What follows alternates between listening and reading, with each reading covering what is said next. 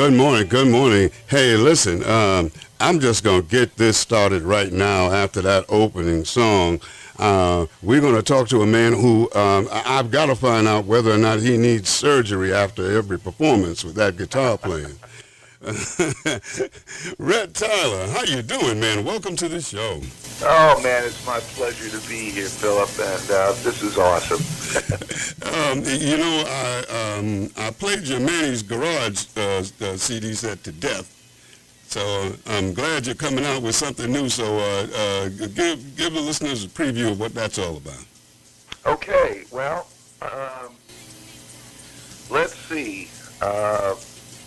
I've been working on that for a couple years because I went through a long history of not feeling too well from Lyme disease, and it was pretty bad. I was pronounced dead in the hospital. Actually, I was down in Columbia Memorial. Oh. Yeah. Oh, so when I said you need to come to Hudson, that didn't ring too well with you. It's all good though, man. It's just God sharpening the tool in the shed, and I got working with some great musicians, and got to spend a little time putting this all together, and you know, it's come out great, and I've had nothing but favorable reviews so far. And you know, this is what I do. I've been doing this all my life, and the opportunity to get this new record, and in some ways, people responded it's my best yet. So I'm feeling really good about that, and there you go. Yeah, did you? It seems like you experimented a little bit on this CD set as opposed to Manny's Garage. There's some rock elements I'm hearing up in there. Absolutely. As a matter of fact, I mean, people say it's funny when I'm at the shows. I'll go, "We ain't nothing but the blues and everything else too." I just, I love it all. I really love it all. I've got a history of playing. A lot of R&B. I was actually played with Bernie Worrell, and I've played with, and I've played with, Yngwie Malmsteen. I did a record with Joe Lynn Turner. So, and then I've done. I remember my first bands were all when everybody else was playing rock and the Rolling Stones. I'm down in Paterson, New Jersey, playing with the Brothers, nothing but R&B and blues. I looked at something on your bio, and I'm looking here that you were accepted to Juilliard, but they didn't have a guitar program. Yeah, well, it's funny, I was, back in those days, you had to audition just to even consider it, and I went in, and my dad was really behind me in a lot of ways. He actually taught me the blues. He had learned it a long time ago. He played with Tampa Red, and he taught me how to go deep with this stuff, and that's the only place you're supposed to go with it. This isn't a bunch of people just talking about getting drunk and chasing girls, man. This is the real thing, man. This is talk about getting through life, and everybody's got their cross to bear, and so I learned from him a long time ago how to go deep with this. And I remember he pushed me, so I went and got an audition because that was his goal when he was a young man, and I passed. They loved what I did, and God only knows why, but so they developed a program for me, and they sent me to Manus, which was their sister school, and so I studied there, and kind of after a year of doing this, I realized I just wanted to bend notes. Mm-hmm. I really was, so it carried me through life. It was a great thing. And then I went off to Berkeley because I remember when I was young, all the jazz guitarists would play all these crazy scales and stuff, and yet, to me, they didn't, a lot of them that I knew didn't have the freedom to really go nuts on the guitar and really fly. Mm-hmm. So I said, wait a minute, I got to learn this stuff. So I went up to Berkeley, and in the first year, I took the applied degree program, which was the hardest program. It's a performance major. And I spent a year studying, and I'd sit there for 8 hours a day reading reading notes out of and I go crazy, I just go nuts doing this. And finally, I figured out all the modes and all the different scales and stuff, and I realized, man, this is not nearly as hard as the approach is. And we're going back 30 years. Yeah, well, you make it look easy. It's hard. Well, I appreciate that, because it's learn it and forget it. So we got an upcoming gig. You're going to be in down here in Red Hook. Well, what's that all about? Well,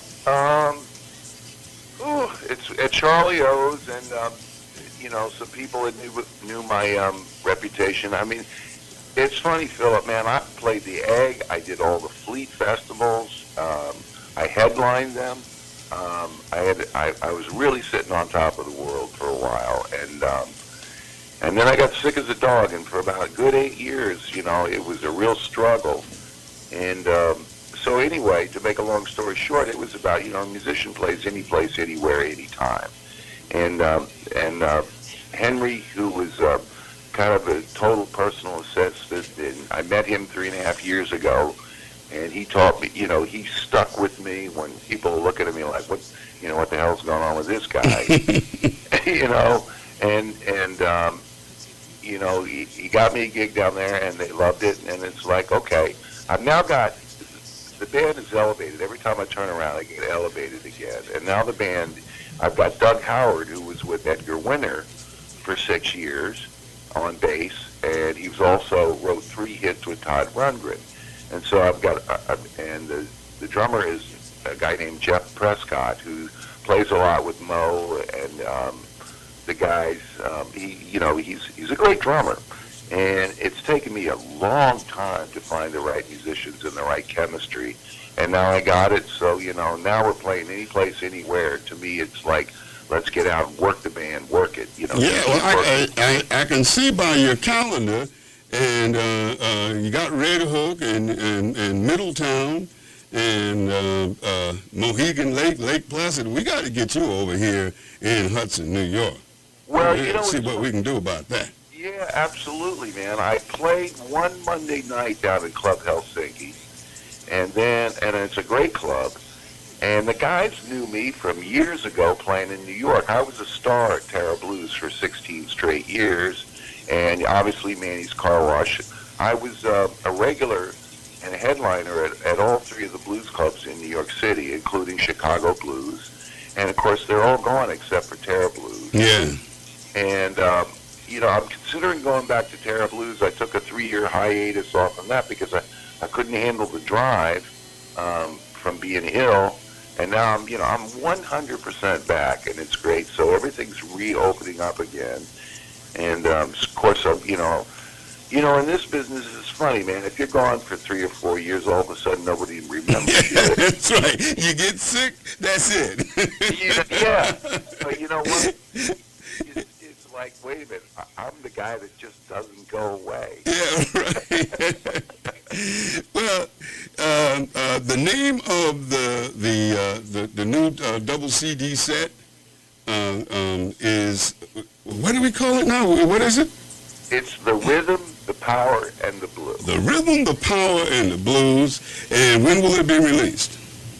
I am in the process of having it manufactured right now. It's I've been doing pre-release because of I've got a state-of-the-art studio. So I've been releasing it already, but it'll officially be released probably in about 2.5, maybe 3 weeks. It's just a question of it having manufactured. Okay. And, yeah. So you got to let me know so I can let everybody else know. Right. And the thing is, I want to get back in Club Helsinki. The problem is, Henry goes in there and tries to find the owner, and you never know when he's going to ever be there. And now he's gone in about 4 or 5 times, and the guy's just not there. Well, that's all right. I'm going to go down there and have a sit-down protest. We're going to get you over there.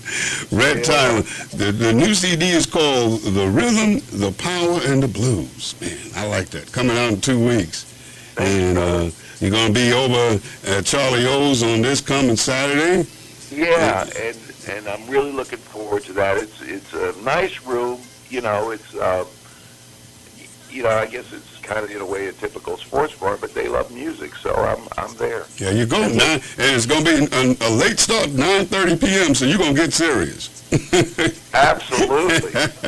And Red Hook, taking no prisoners. Red Hook isn't too far away from our side of town anyway. Rhett's got a website, RHETTYLER, RhettTyler.com. It's actually 3 T's, believe it or not. It is. Oh, It's yeah. RHETTYLER. Yeah. Oh, man, see, that's what happens. No, never mind. I will explain it to you off the air. Okay. Rhett Tyler, you got anything you want to close with? You know what? The first two, Dance Till You Drop on disc 2, I think it's just a lot of fun. I've got 2 drummers on that. I've got Jeff Prescott and a terrific guy who was with Papa Chubby for years, and I know he's going to be playing with me more because I just love a guy named Chris Redd. And this is just a funky tune, and it's kind of a statement as to my whole approach. It's like I'm just going to dance till I drop. Dance till you drop. And on disc 2, that's what cut? It's number 1. It's number 1.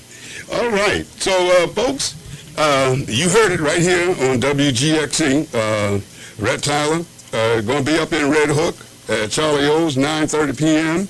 on this coming Saturday. I also wanted to mention, Philip, if I may, that on June 29th, I'm doing this huge Brian's Backyard Barbecue in Middletown. And yeah, man, that's all the guys that I play with in Terra and a whole bunch of people. It's an absolute blast, and it's open to the public, and it's awesome. It's outside. It's like a mini Woodstock. Oh, you know what? We got to exchange some emails before that comes up so I can remind everybody. Yeah. I see it right here, June 29th, Saturday, 5 p.m. Yeah. And you'll be with your band, Early Warning. Yes, absolutely. I like that name. Yeah. All right, so what's the name of the song? This was Dance Till You Drop. Oh, man, I don't believe it. Oh, okay, it's going to play. Here he is, Rhett Tyler. Rhett, stay on the phone for me. Thank you so much for coming in.